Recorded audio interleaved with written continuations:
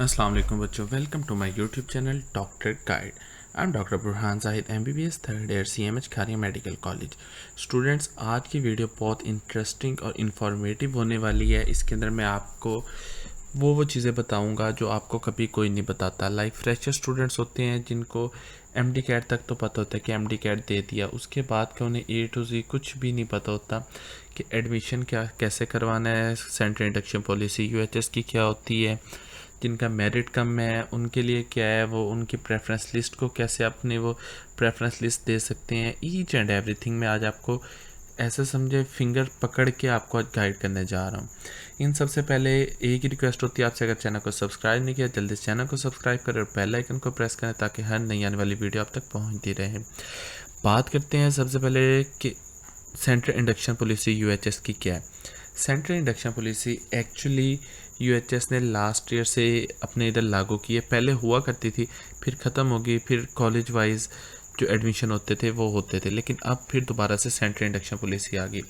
Central induction policy होती क्या है? सेंट्रल इंडक्शन पॉलिसी ये होती है कि जितने भी UHS के अंडर कॉलेजेस आते हैं जो UHS से एफिलिएटेड हैं, उनका जो एडमिशन प्रोसीजर है वो UHS के थ्रू होते हैं।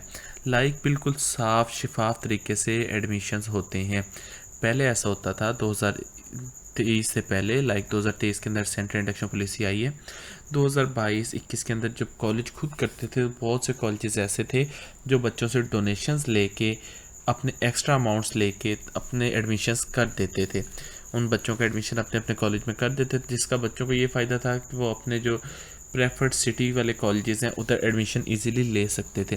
लेकिन लास्ट ईयर से UHS ने क्या किया है? UHS ने ऐसा किया है कि आपको अब हर कॉलेज के अंदर इंडिविजुअली अप्लाई करने की ज़रूरत नहीं है।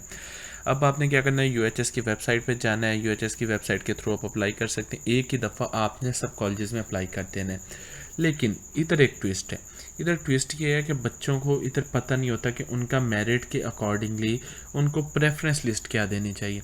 जो मेन चीज़ होती है आपका अप्लाई करते वक्त, आपकी जो मेजर मिस्टेक होती है जो बाद में ठीक भी नहीं हो सकती होती, वो होती है आपकी प्रेफरेंस लिस्ट।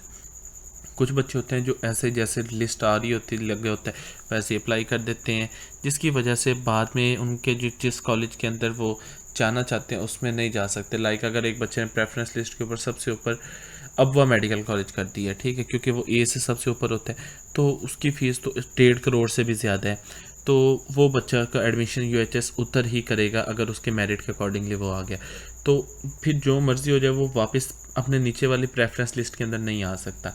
तो इसलिए ये चीज़ बहुत ही मायने रखती है। हाँ, अगर आप सीरियस हैं एडमिशन के हवाले से, आप एडमिशन लेना चाहते हैं 2024-25 के अंदर, तो आप हमसे कंसल्टेंसी ले सकते हैं। हम आपको A to Z गाइड करेंगे एडमिशन प्रोसीजर के हवाले से कि आपने एडमिशन कैसे करवाना है, क्या आपकी प्रेफरेंस लिस्ट होनी चाहिए।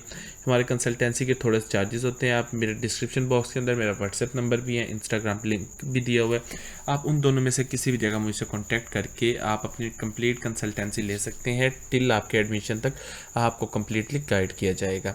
अच्छा, इसके बाद बात करते हैं सेंट्रल इंडक्शन पॉलिसी होगी। सेंट्रल इंडक्शन पॉलिसी के अंदर फिर बच्चों के मेरिट के अकॉर्डिंगली जहाँ जहाँ उन्होंने प्रेफरेंस दी होती है उसके अंदर उनको भेजते जाते हैं। UHS की लिस्टें लगती हैं अपनी, हर कॉलेज वाइज UHS की अपनी लिस्टें लगती हैं, तो उसके अकॉर्डिंग ही आपका एडमिशन होता है। अब काफ़ी बच्चे पूछते हैं सर ये डोनेशन क्या होता है? डोनेशन एक ऐसी अमाउंट होती है जो कि कुछ कॉलेजेस एक्स्ट्रा अमाउंट लेके जिन बच्चों का मेरिट कम होता है उनको सीट्स दे देते हैं। ये 2021 तक चलता था, लेकिन अभी वो एज इट इज़ बंद हो गया है। अब भी कुछ कॉलेजेस ऐसे हैं जिनके अंदर डोनेशन वगैरह वो एक्सेप्ट करते हैं, लेकिन वो एज इट इज़ पब्लिकली कुछ भी नहीं होता।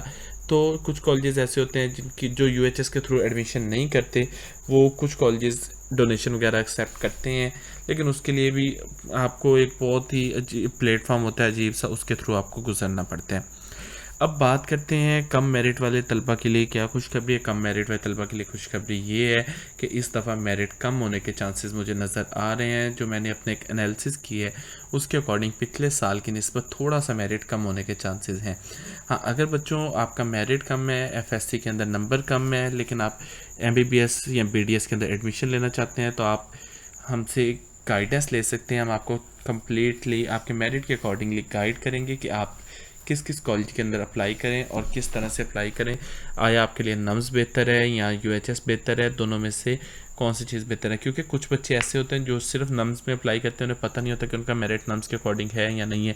यूएचएस में अप्लाई नहीं करते तो यूएचएस से भी रह जाते हैं, नम्स से भी रह जाते हैं, इस तरह उसका साल भी वेस्ट हो जाता है। इसके बाद बात करते हैं एमबीबीएस फीस के अंदर बड़ी कमी का ऐलान, जिसके हवाले से मैंने एक बात की है, वो उसके एज़ इट इज़ अभी तक कोई ऑफिशियल नोटिफिकेशन नहीं आया है, लेकिन सुनने में ये आ रहा है कि यूएचएस और पीएमडीसी मिल के इसके ख़िलाफ़ एक नोटिस ले रहे हैं कि जिन कॉलेजेस ने बहुत ज़्यादा फ़ीस बढ़ाई है पिछले साल के अंदर तो उनके ख़िलाफ़ थोड़ा सा नोटिस लिया जाएगा और उनकी फ़ीस को कम करने के चांसेस हैं। जैसा कि आपको पता है 2021 के अंदर पीएमसी ने एक कैटेगरी बनाई थी, जिसके अंदर ए कैटेगरी के कॉलेजेस थे, बी के, सी के, फिर सबका एक फ़ीस का क्राइटेरिया था। इस दफ़ा देखें क्या होता है, फ़ीस कितनी कम होती है, क्या सीन होता है। अभी तक बहुत से कॉलेजेस ऐसे जिन्होंने फ़ीस का ऐलान नहीं किया। और बात करते हैं कि सबसे कम मेरिट का अब तक प्राइवेट मेडिकल कॉलेजेस कौन से थे लास्ट ईयर में शाहिदा इस्लाम और अबवा मेडिकल कॉलेज फैसलाबाद ऐसे थे जिनका मेरिट 70% की रेंज के अंदर था। तो जिन बच्चों का कम मेरिट है वो उनके अंदर अप्लाई कर सकते हैं। अगर आप प्रॉपर गाइडेंस लेना चाहते हैं तो आप मुझे टेक्स्ट कर सकते हैं, आपको कम्प्लीटली गाइड किया जाएगा। ये था आज के इस वीडियो के अंदर कंप्लीट डिटेल्स जो बच्चों मुझसे सवाल करते हैं। हाँ, अगर आपकी कोई क्वेरीज़ हैं आप मुझे नीचे कमेंट बॉक्स के अंदर मुझे टेक्स्ट कर सकते हैं, कमेंट्स कर सकते हैं, मैं आपका रिप्लाई करूँगा। उम्मीद है आज की वीडियो अच्छी लगी होगी। वीडियो अच्छी लगी हो चैनल को सब्सक्राइब कीजिएगा। थैंक यू, अल्लाह हाफिज़।